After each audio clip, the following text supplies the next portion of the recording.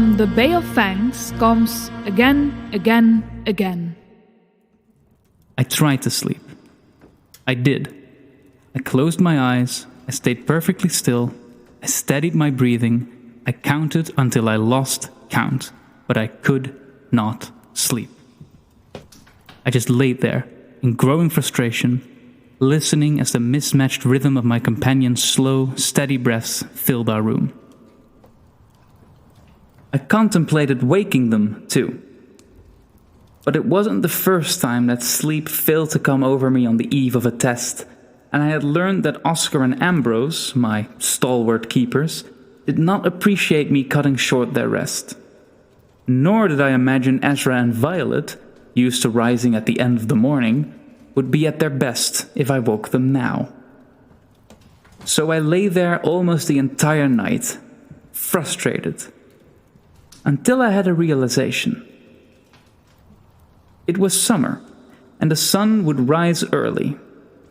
If I could steal away now, I would be able to get the first tests in before the others rose. I had wanted to do those tests when we had arrived in Gettildow in the early evening, the sunset only just beginning, but Oscar and Ambrose had wanted to rest first. If I did it now, however, I could then return and share my findings when the others woke, perhaps catch some sleep while Ezra and Violet made adjustments to their prototype, and set out for further testing. It was a good idea. So, as quietly as I could, I put on my prosthetic, rolled off of my bedding, retrieved my gear and the carrying case holding the prototype, and left the room.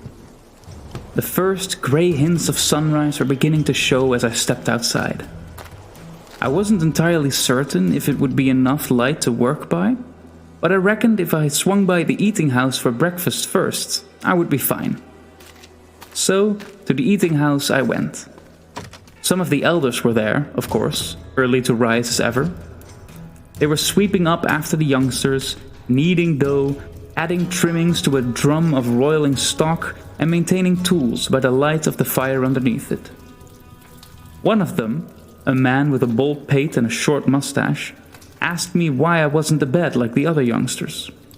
I told him I was a hunter and needed to do an early test of a prototype in the woods, but that before I went, I would love some food. He gave me a look that clearly suggested he didn't think it wise to venture into the woods alone. In response, I showed him my pistol, my starsteel dagger, and even the insides of my satchel full of starsteel shot. The elder shrugged, fetched a small pan, and plucked some dough from the batch that was being kneaded. He formed it into small balls with swift, rolling palms and plopped them into the pan. Then he ladled up some of the boiling stock, poured it into the small pan, and set it on the fire. The elder left me in silence as my breakfast cooked, returning a little while later to retrieve the pan from the flame. He tasted the stock carefully and added some salt for me, probably mined in Silwan.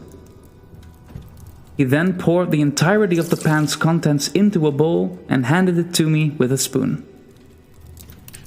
Once everything had cooled a measure, I dug in, finding the dough deliciously chewy and a pleasure to eat with the well-seasoned broth. When I was finished, I thanked the man and left for the woods. Sunrise had properly begun, and I was confident I would be able to work without delay once I had found the right spot. I left Gettildow with an unusually easy gait in my partly prosthetic step. That ease could not last, of course, Gettildow being what it is. I struggled across the furrowed land, picking my way between old stumps and torn earth. I used to be able to cross land like this without difficulty, but ever since I lost my leg, it's been a different matter. Still, with each visit to Gettildow, my ability to traverse its land has increased, and it did not take particularly long for the first trees to rise up around me. Slender saplings at first, they soon made way for larger and larger specimens, grouped together increasingly densely. The sun shone long shadows into the woods, casting the tree trunks in gold as it rose above their canopy. I may have ventured deeper than I had to, I'll admit to that. It is wise to use trees as target to save yourself from having to place and replace artificial ones, never mind the resources and time needed to produce those. It's also practical to shoot at trees that won't be needed for timber, so shooting deeper into the woods, away from the logging operations, is a good idea too. I could also argue that shooting in dense parts allows you to tell quite easily where a bullet veered off to in case the firearm you're testing is flawed or poorly calibrated, which spares me from endlessly shooting about in hopes of narrowing down the deviation of a shot.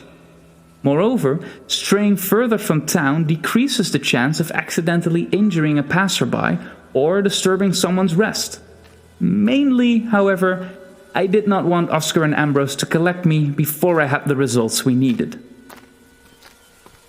So, when I had already reached the point where I could certainly do some effective testing, I went a little further still, finding a small clearing surrounded by densely grouped trees rich in branches. I set down the case and gave myself some time to catch my breath, remove my prosthetic, and massage the stump. Oscar and Ambrose usually do the carrying, and prosthetics aren't immensely comfortable to begin with, so I could use the rest. By the time I had reattached my leg, the sun was well and truly up, and I could begin the test. I opened the case and removed the prototype, gunpowder, and ammunition. The gun was smooth, the iron barrel and wooden stock devoid of any scratch that marked it as having been used before. Having studied the prototype before departure from Femblith, I found it easy to load the weapon, pouring powder into the stock and loading iron shot into the cylinder parallel to the barrel. With some anticipation, I cranked the lever. With one mechanical movement, the prototype scooped powder from the stock and into the chamber, while letting a bullet roll from the cylinder and onto the powder. Thrilled, I straightened and picked my target, a thick branch hanging low at the edge of the clearing. I fired, hitting the branch remarkably straight on. I cranked the lever and shot again, hitting near the first mark. I kept repeating the process, hitting the branch over and over until the first batch of shots ran out. I was impressed with the accuracy, and moreover, I felt that the gun's rate of fire was astounding. Ezra and Violet had truly outdone themselves. There was only one issue. I felt the crank moved increasingly stiffly with every shot. Eager to test this notion, my arm might after all simply still be waking up in the early morning, and to find out the prototype's accuracy at greater range, I reloaded the weapon. Again, I took aim, this time at a tree further away, visible through a narrow passage between its fellows. I fired and hit it, again with only minimal deviation. Impressed, I shot again, and then I couldn't. The lever refused to crank. The mechanism had jammed. Disappointed to be kept from shooting, but confident that my results would be a boon to Ezra and Violet, I turned to replace the gun in its case when I caught a movement in the corner of my eye and looked up. It was huge. Coarse red fur covering a muscular body, a broad snout and an almost human face crested by manes and crowned by jagged antlers. With 4 large paws padding across the forest floor as if it was the king of the forest, the beast approached almost leisurely, eyes intent on me.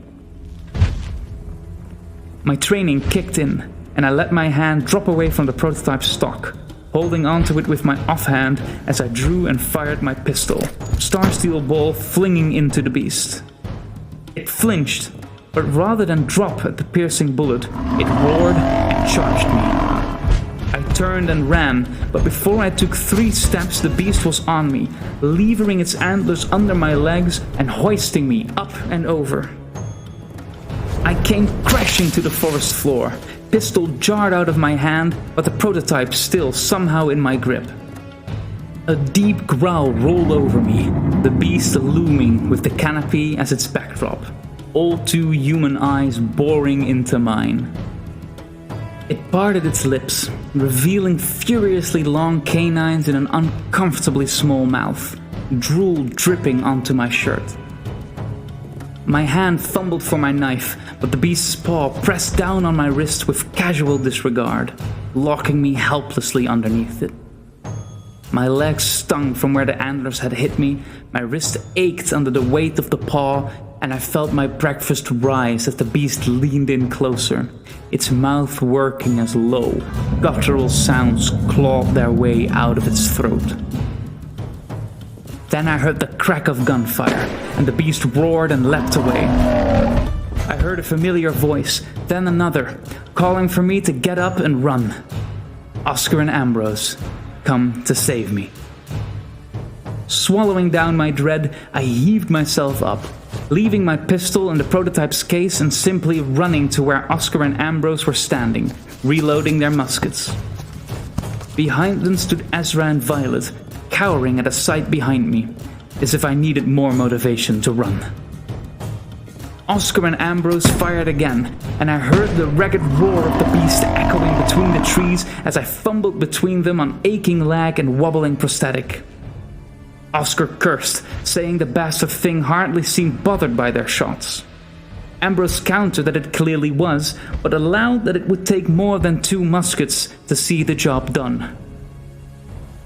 An idea struck me as I saw Ezra and Violet, pale as anyone could ever be. I practically hurled the prototype at them, telling them the mechanism had jammed while I was shooting in quick succession after the lever had gotten more and more stiff with each shot. Ezra blinked, then said it was powder fouling, to which Violet assented while pulling out their tools.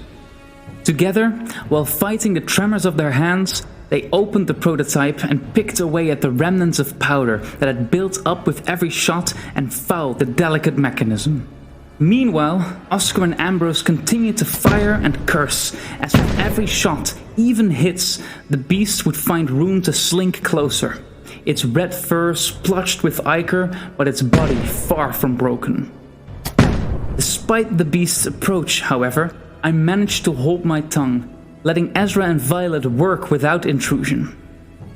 Once satisfied that it would fire again, they closed the prototype back up and handed it to me. I wasted no time removing the lead shot still in the cylinder and placing my pistol Starsteel shot in its stead. I poured powder in the stock's reservoir to fill it back up, cranked the lever, and rose. It was glorious. As the beast emerged, in range to charge Oscar and Ambrose as they were both reloading, I let the flint slam in the pan and cracked a shot straight at it. It flinched, but was once again unmoved beyond that. It visibly readied itself to pounce, but I cranked the lever and shot again. Shot after shot flew between Oscar and Ambrose and into the beast. I felt the lever stiffening but did not let up, shooting mercilessly as I steadily advanced, the beast jerking under the weight of fire. Oscar and Ambrose leveled their guns and fired off another salvo, finally forcing a way through the beast's resilience. As the king of the forest sank to his knees, Oscar and Ambrose charged, tossing their muskets aside and drawing their sabers. They struck without mercy, their blades plunging into the beast's ichor-blackened fur. It let out a low, drawn-out groan, and then its antlers drooped onto the forest floor. The beast was dead.